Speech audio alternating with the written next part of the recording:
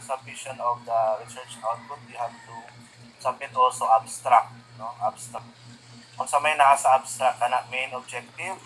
So, what is the main objective? Your last SOP is your main objective. Meaning to determine the domain of the independent variable with significantly blah blah blah. That is the main objective. Followed by methods.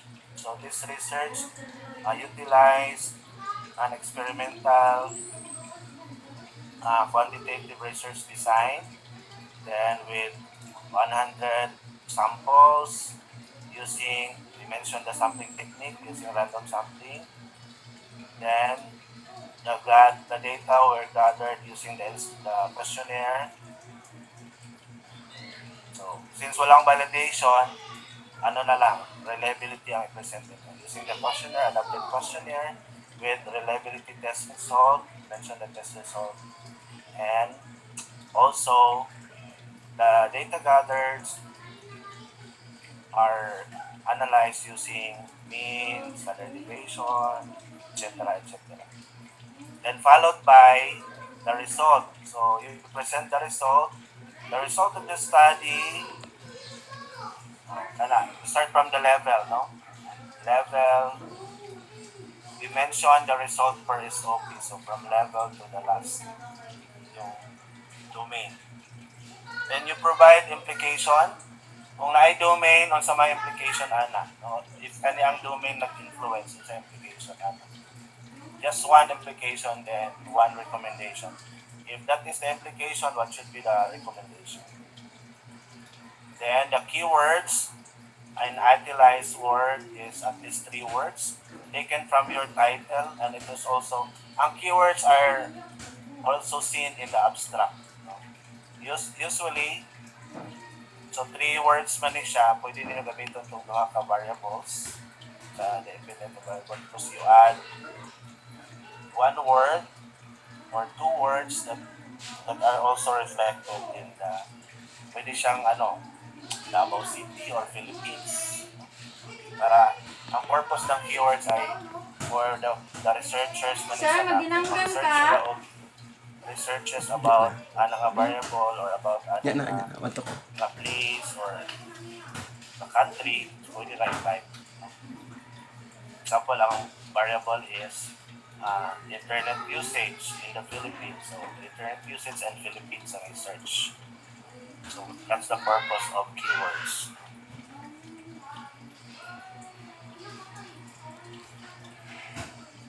Then, of course, meron siyang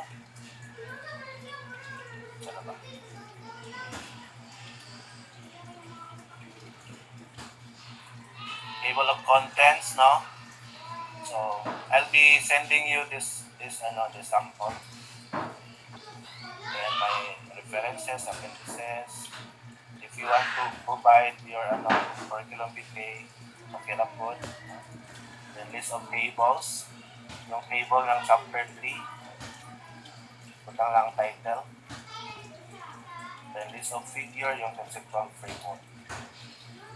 Now for you have already your introduction in class 2. Pwede na to siya i-copy lang. Yung first paragraph, researcher's point of view, yung importance of TV. So, what are the importance of the dependent variable? Then the second paragraph is about problematic situation or any problem that you want to solve, why you conduct the study. Just a short paragraph.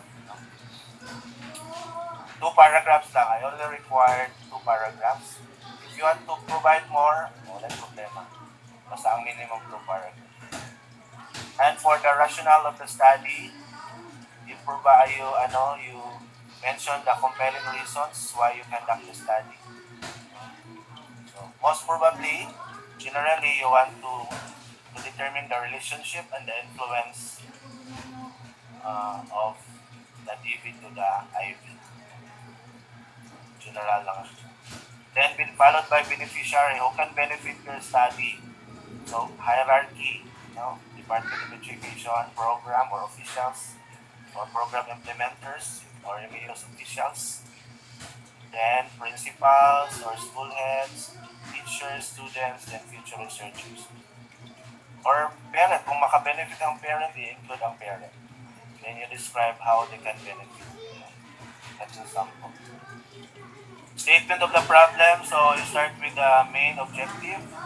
The study determine the domain of the IP with significant influences.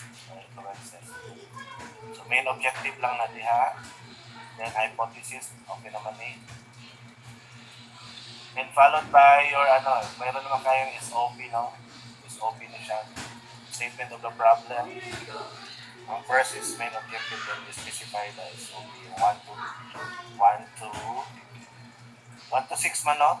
Yung sa ating SOP. And for the RRL, it just provides short description of the variables with source. So there are two variables, there are two paragraph lang. No? Dalawa lang paragraph describing the variable. Huwag na yung ibang example, leadership skills, i-describe na lang yung leadership skills with author. No? Yan lang ang required sa RRL. And for theoretical framework, just provide theory on DV. If your DV is about, example, student engagement, maghanap kayo ng theory about student engagement. So, isang theory lang for the theoretical framework. Now, for the conceptual framework, this is a sample framework for one variable. This is a sample framework for another one variable. Yung iba kasi, gamit ng diamond. Ito yung scroll. Another framework, if your research is only correlation, wala siyang regression, so we do not know the independent and the dependent. So, ang label niya ay variable X and variable Y. So, double arrow. Na kung may regression, ano siya ang sample. Ano ang framework sa atong research? May naman tayo demographic. No? So, you are going to copy this, modify, isulod lang inyong mga variable.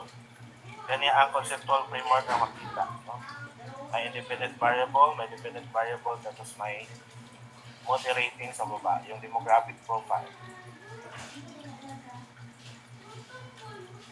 Okay?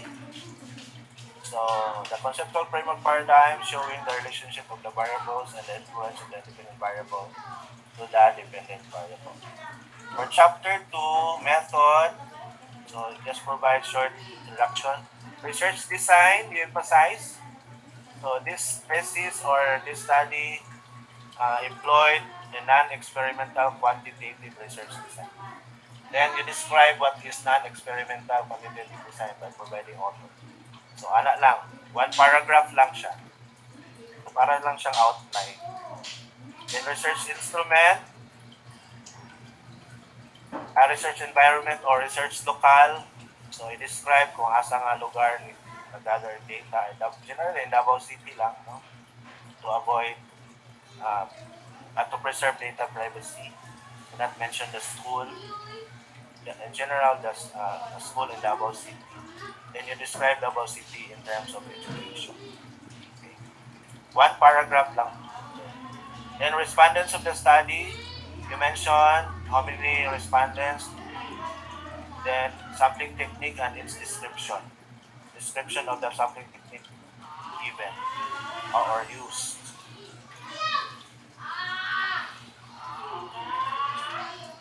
Ang inyong guide kanina naka-red lang ha. Just read the naka-red lang. For research instrument, okay, you include reliability test result. You present the source of the instrument, how many items, then ang interval ito. This is very important. In every questionnaire na mo reflect. So, example, for very high level na very high, pwede siyang leadership skills is very true among principal, or leadership skills is always, or principals is always manifested. Pwede siyang so, you can use always manifested, frequently manifested, sometimes manifested, rarely manifested, and never manifested. It's a descriptive interpretation. Okay. For date, every questionnaire na yung ani. So, dalawang questionnaire man, kayong ani. So, you have to, because kani siya, kaning descriptive level interpretation, gamitin pa ninyo dito sa chapter dito, interpret the result. When you say the level is high, so this means that the leadership skills of principal is somewhat low, or is frequently manifested, or the leadership skills is somewhat low among principals.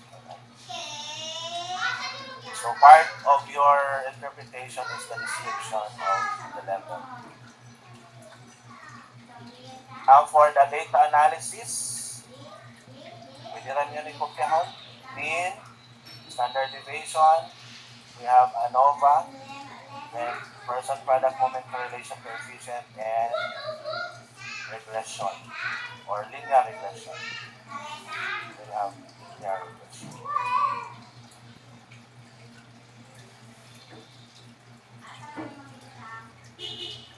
Are you still there? Yes, po. Okay. For chapter 3, sa chapter 3 dito ang mas trabahoso because this is our concern, no? This is the application of our subject. Result and wala na tayong discussion, table interpretation lang. Table with interpretation. So generally, one per SOP there should be one table, no? So in answer to our SOP, there should be a corresponding table. SOP 1, table 1. SOP 2, table 2. SOP 3, table 3. No? Yan. For level, table 1, there are 2 levels.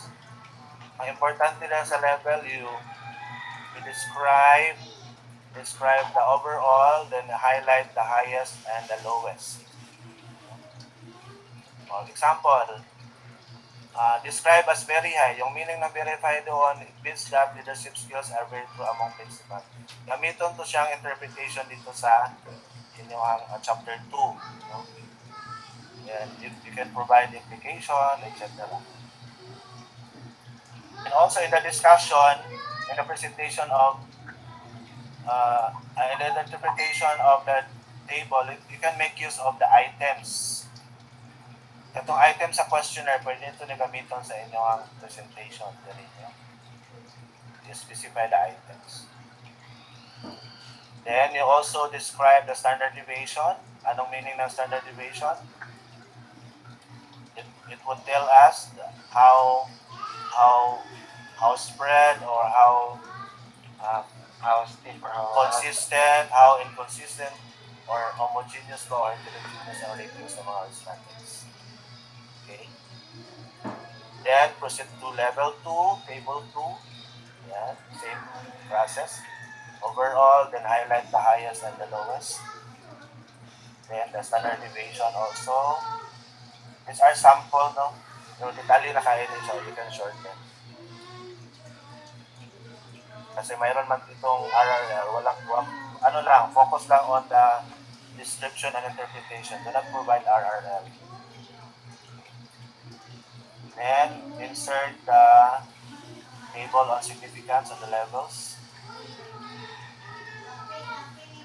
Significant difference, if there are two demographic, there should be 2 tables. No? So, 3 and 4. When analyzed by 3.1, 3.2 pala. Tapos another variable, 4.1, 4.2. Sex and age, for example. So, 1 table for sex, 1 table for age. Meron na kayong dito, template ng table. Then followed by the relationship, significance on the relationship between the 2 variables.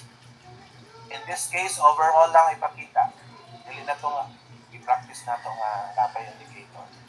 Because nagbago yung table template ng graduate school, overall na lang ipabutang. No? So, yan.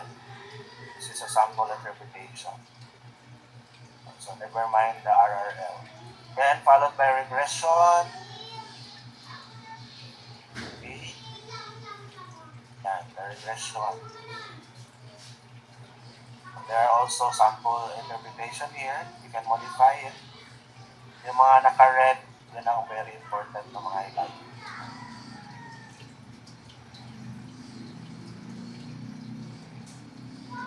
Then for conclusion and recommendation, very simple lang. Kung unsaang pangutana, di ba, what is the level of, ang answer lang sa conclusion, the level of is high. This means that, ano lang, no? So, tanawa na to ang sample sa conclusion. Huwag na yung findings. Yan, there is a very high level of leadership skills among principal and both, blah, blah, blah, blah.